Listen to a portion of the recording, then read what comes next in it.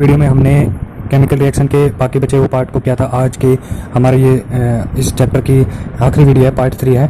तो इसमें हम आगे स्टार्ट करेंगे रीअरेंजमेंट रिएक्शन से, जो कि होती है हमारे पास हिंदी में बोलते हैं पुनर्विन्यास अभिक्रिया।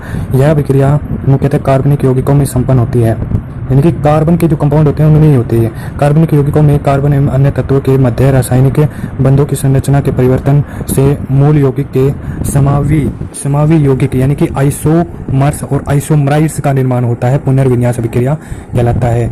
इसका क्या मतलब है, जो रीअरेंजमेंट रिएक्शन क्या होती है, इसको एक बार देखते आगे बढ़ के। दो समवयी यौगिक यानी कि दो आइसोमर में प्रत्येक तत्व के परमाणु की संख्या समान होती है, परंतु परमाणु संरचना यानी कि एटॉमिक स्ट्रक्चर क्या होता है, अलग अलग होता है, अरेंजमेंट अलग अलग होती है। ठीक है, तो ये क्या कह रहा है कि रीअरेंजमेंट रिएक्शन होती क्या है। रीअरेंजमेंट रिएक्शन क्या होती है, वो होती है भाई कि जिसमें केमिकल फॉर्मूला, तो कंपाउंड है उसके केमिकल फॉर्मूला सेम है और उसकी क्या है कि रिएक्शन होगी और उसका क्या है कि जो स्ट्रक्चर है ना वो डिफरेंट है, परंतु उसमें जो नंबर ऑफ एटम है वो एकदम से सेम है।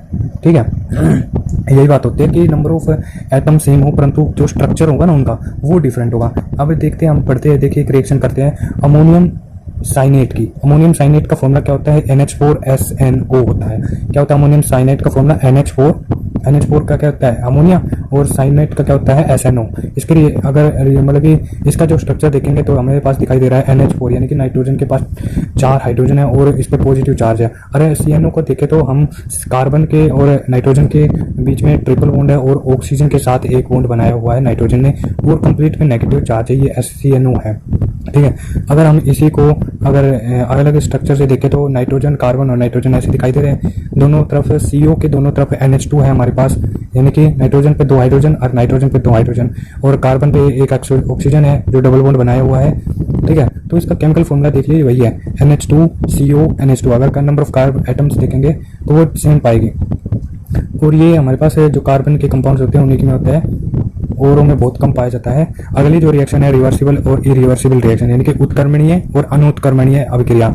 ये क्या होती है रिवर्सिबल का मतलब ही क्या होता है कि रिवर्स, यानी कि कोई रिएक्शन आगे बढ़ जाती है और वो पीछे आने में सक्षम है, यानी कि उसकी कैपेसिटी है पीछे आने की, वो बैक रिएक्शन कर सकती है, तो उसको क्या बोलते हैं रिवर्सिबल। अगर नहीं करती तो वो क्या है इरिवर्सिबल। इसको करते हैं उत्क्रमणीय का शाब्दिक अर्थ होता है जिसे उल्टा किया जा सके, यानी कि रिवर्सिबल का क्या अर्थ होता है जिसे उल्टा किया जा सके। वह रासायनिक अभिक्रिया जो दोनों दिशाओं में संपन्न होती है उत्क्रमणीय अभिक्रिया कहलाती है, यानी कि रिवर्सिबल रिएक्शन कहलाती है। अर्थात अभिकारक यानी कि रिएक्टेंट परस्पर अंतरक्रिया करके उत्पाद का निर्माण करते हैं और प्रोडक्ट का निर्माण करते हैं, और प्रोडक्ट परस्पर अंतरक्रिया करके पुनः अभिकारक यानी कि रिएक्टेंट का निर्माण करते हैं। इस अभिक्रिया को दो विपरीत व आधे तीरों के द्वारा प्रदर्शित किया जाता है, यानी कि आधे तीर लगाएंगे, एक तो आधा तीर प्रोडक्ट की साइड लगाएंगे और एक आधा तीर नीचे की ओर हम क्या लगाएंगे रिएक्टेंट की साइड लगाएंगे। तो इसका रिएक्शन क्या होगा N2+3H2।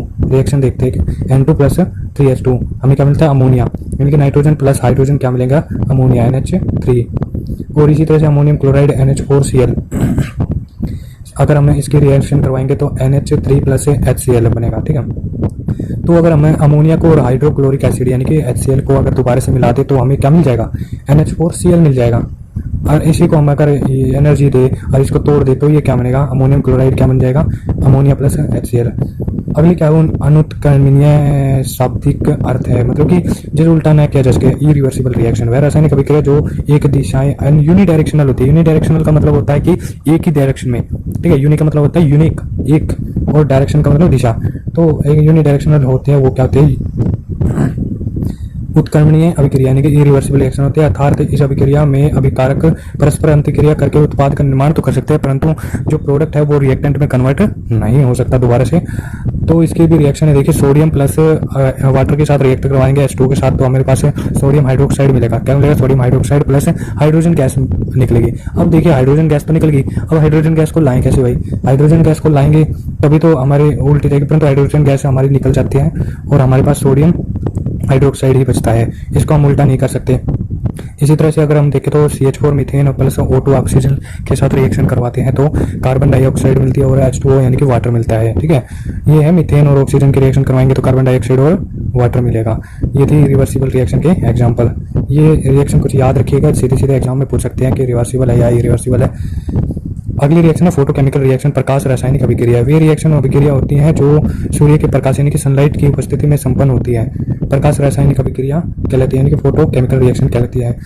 जिन रिएक्शन में केमिकल का चेंजेस होता है, यानी कि केमिकल की प्रॉपर्टी में चेंज होता है, और वो किसके कारण होता है? प्रकाश के कारण होता है, यानी कि फोटोन्स के कारण होता है। उस रिएक्शन को क्या कहते हैं? फोटोकेमिकल। अब अभिक्रिया में प्रकाश ऊर्जा का अवशोषण होता है, यानी कि एब्जॉर्ब करता है। जो ये रिएक्शन होते हैं ना, उसमें क्या होता है, जो प्रकाश होता है हमारे पास सनलाइट होती है, उसको अब्जॉर्ब करते हैं।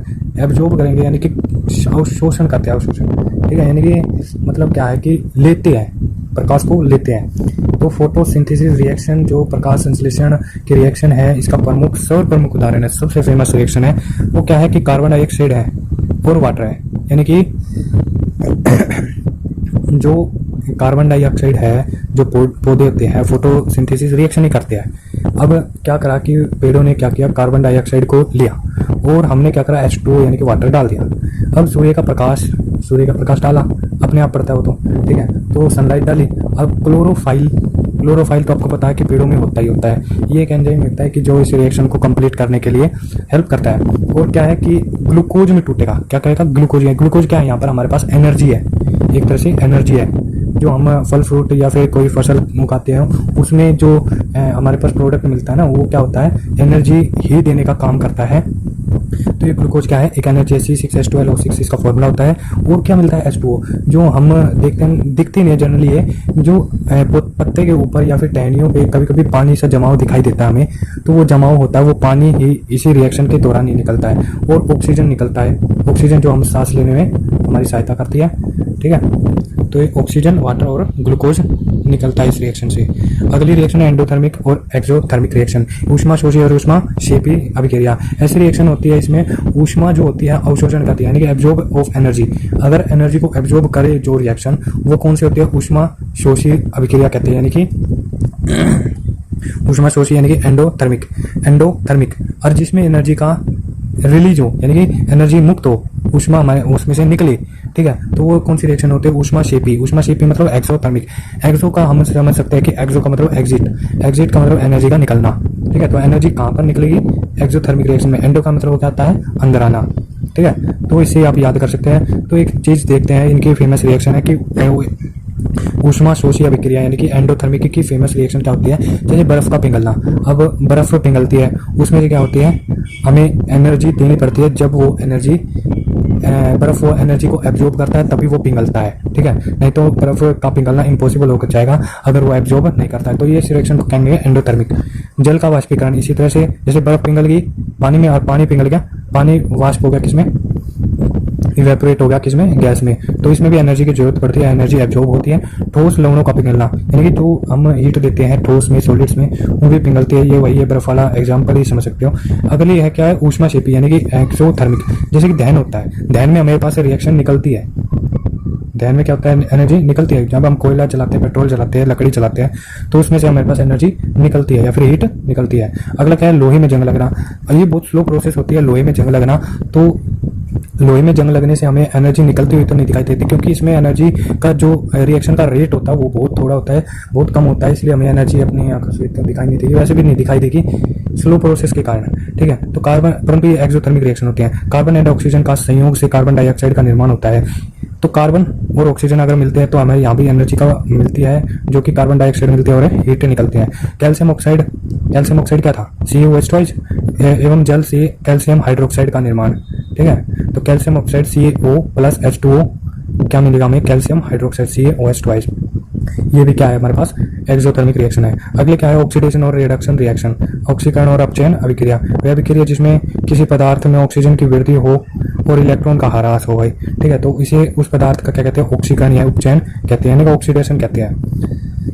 ऑक्सीडेशन का मतलब क्या है कि जिस रिएक्शन में जो ऑक्सीजन की वृद्धि हो, यानी कि ऑक्सीजन का ऐड होना और इलेक्ट्रॉन का निकलना हो या फिर ऑक्सीजन का ऐड होना हो, दोनों ही कंडीशन में क्या होता है, ऑक्सीकरण। अब अगली आती है क्या, इसके विपरीत ही है रिडक्शन, अपचयन। उसमें क्या होता है, ऑक्सीजन तो हटता है और इलेक्ट्रॉन की वृद्धि होती है, वो क्या होती है, रिडक्शन रिएक्शन। अगले, यदि किसी अभिक्रिया में एक पदार्थ का ऑक्सीकरण हो रहा हो या फिर उसी रिएक्शन में उसका रिडक्शन भी हो रहा हो तो उस रिएक्शन को क्या कहते हैं, रिडोक्स रिएक्शन। रिडोक्स का क्या इसी से बनाया, देखिए रिड RED क्या डिनोट करता है, रिडक्शन, और OX क्या डिनोट करता है, ऑक्सीडेशन। तो इसी दोनों से मिलकर क्या बन गया, रिडोक्स रिएक्शन, और जिसका ऑक्सीडेशन और रिडक्शन दोनों हो रहा हो। अब ये फेमस रिएक्शन है, देखिए क्या है, CuO copper oxide plus H2, ठीक है। तो इन दोनों का रिएक्शन हो रहा है तो कॉपर मिल रहा है हमें और वाटर मिल रहा है, H2 मिल रहा है। तो ये देखिए कॉपर का चेन हो रहा है। कैसे पता लगाएं कि हम इसके ऑक्सीडेशन स्टेट को निकाल कर हम इसका पता लगा सकते हैं कि इसमें क्या ऑक्सीडेशन है या रिडक्शन है। ये हमारी आने वाली जो हायर क्लास की वीडियो होगी उसमें ऑक्सीडेशन स्टेट को निकालना भी सीखेंगे। अभी हम इस रिएक्शन के बारे में ही पढ़ेंगे बस। अब देखिए H2 प्लस H2 से H2O बन रहा है, तो यहाँ पर भी ऑक्सीडेशन स्टेट से हम पता लगा सकते हैं कि हाइड्रोजन का क्या हो रहा है, ऑक्सीडेशन, और कॉपर का क्या हो रहा है, रिडक्शन। आगे है कि दैनिक जीवन में जो रासायनिक अभिक्रिया होती है उसके उदाहरण क्या क्या है, कि example of a chemical reaction in daily life. मतलब कि हमें ये तो पता होना चाहिए कि हम ये रिएक्शन पढ़ रही है तो हमारी ये डेली लाइफ में यूज भी होती है, ठीक है। तो सीधी सी रिएक्शन है, एक तो कोरोजन रिएक्शन। कोरोजन क्या होती है, संक्षारण होता है। संक्षारण मतलब कि जंग लगना, ठीक है। अब जंग तो किसी भी मेटल पर लग सकता है, जैसे लोहा, चांदी, कॉपर, तांबा, ठीक है, चांदी सिल्वर होता है, ठीक है। तो ये आदि धातुओं से निर्मित वस्तुओं को अम्ल या वायु, आर्द्रता, ह्यूमिडिटी या फिर एयर, एसिड, ठीक है, आदि के प्रभाव से क्या होता है, धीरे धीरे नष्ट हो जाता है, ठीक है। नष्ट होने के कारण ये कमजोर होने शुरू हो जाते हैं। इन्हीं को क्या कहते हैं, हम संसारण कहते हैं। ये धातुएं अपने चारों ओर वायुमंडल के साथ रासायनिक क्रिया करके ऑक्साइड या फिर हाइड्रोक्साइड या फिर सल्फाइड के मिश्रण का निर्माण करते हैं। अब धातुओं का संक्षारण कैसे होता है ये पढ़ते हैं। देखिए आयरन का संक्षारण यानी कि आयरन का कोरोजन कैसे होता है। आयरन यानी कि 4 क्या लिए, 4 आयरन लिए, आयरन प्लस O2 यानी कि ऑक्सीजन की जरूरत होती है ना, O2 3 लिए, 3 ऑक्सीजन मॉलिक्यूल लिए। अब नमी युक्त वायु, ये यानी कि ये क्या है, ह्यूमिडिटी है, ह्यूमिडिटी एयर, ठीक है।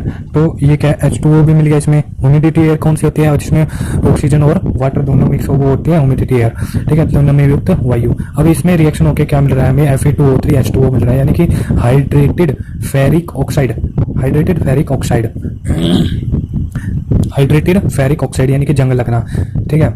तो इसमें एक बात बता दें कि लोहे पर लाल भूरे रंग की परत जम जाती है। इसकी अगर हमें पहचान करनी हो तो इस पर क्या है, लाल भूरे रंग की परत चढ़ जाती है। अगले चांदी, चांदी अब Ag है, सिल्वर, ठीक है। तो H2S, ये सल्फाइड के कारण जो जंग लगता है इसमें कोरोजन होता है, जो सल्फाइड के कारण लगता है, ठीक है। H2S hydrogen sulphide plus O2 यानी कि ऑक्सीजन।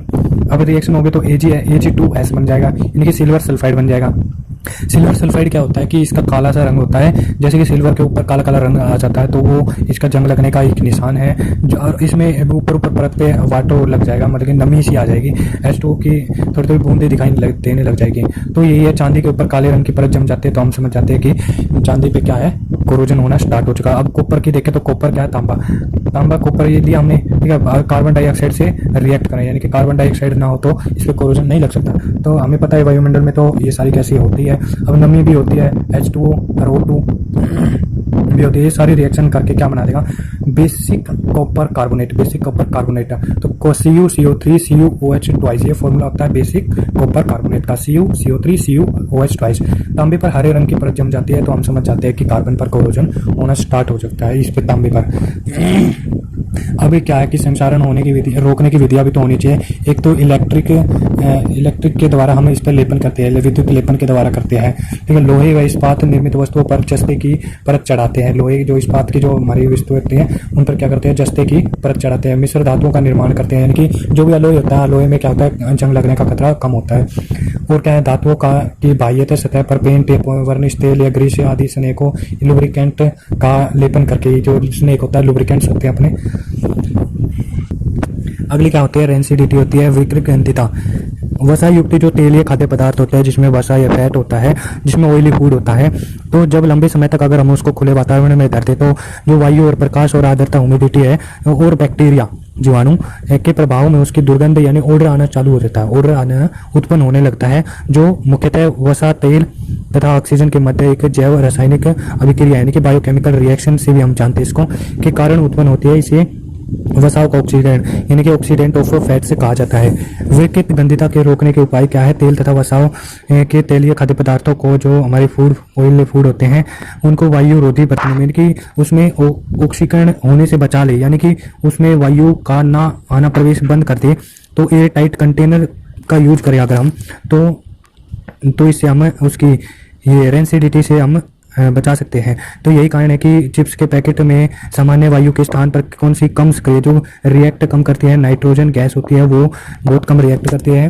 तो इसलिए हम चिप्स के पैकेटों में क्या करते हैं, नाइट्रोजन गैस करते हैं। तेलीय व्यवसाय को सूर्य के प्रकाश से दूर ठंडे स्थान पर रखना चाहिए, जैसे कि हम फ्रीज में रखते हैं अपने खाद्य पदार्थ यानी कि फूड ऑयल को, ठीक है। तो फ्रीज में रखने पर इसमें ऑक्सीकरण जो रिएक्शन है या फिर लाइट नहीं पड़ती वहाँ पर, ठीक है, जो सूर्य का प्रकाश नहीं पड़ता।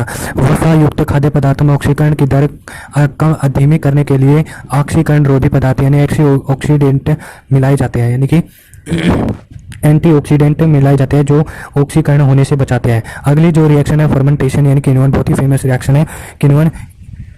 जैव रासायनिक अभिक्रिया है यानी कि बायोकेमिकल रिएक्शन है, जिसे सर्वप्रथम फ्रांसीसी रसायन विज्ञानी लुई पास्चर ने प्रयोगों के माध्यम से समझाया था। किण्वन की प्रक्रिया में जटिल कार्बनिक यौगिक यीस्ट, जीवाणु आदि जीवाणु सूक्ष्म जीवों के द्वारा सरल कार्बनिक यौगिकों में विघटित होते हैं, यानी कि जो हमारे ये तो यौगिक यीस्ट और जीवाणु यानी बैक्टीरिया या यीस्ट होते हैं, ये क्या करते हैं कि जो जटिल यानी कि हार्ड कंपाउंड्स होते हैं, हार्ड कार्बनिक कंपाउंड होते हैं, उनको क्या करता है सिंपलेस्ट फॉर्म में तोड़ देता है, यानी विघटित कर देता है यीस्ट ग्लूकोज को इथेनॉल में। यानी कि यीस्ट है जो यीस्ट अपना क्या होता है जो अल्कोहल यानी इथेनॉल बनाने में या फिर दारू या शराब बनाने में यूज किया जाता है, ग्लूकोज को इथेनॉल में परिवर्तित कर देता है। किण्वन का प्रयोग शराब अथवा alcohol, bread, biscuit, cake, pastry, दही, सिरका आदि बनाने के लिए किया जाता है। तो हमारा ये चैप्टर यहाँ पर समाप्त होता है। आने वाले पार्ट में हम क्या करेंगे, इनके इम्पोर्टेंट क्वेश्चन को करेंगे।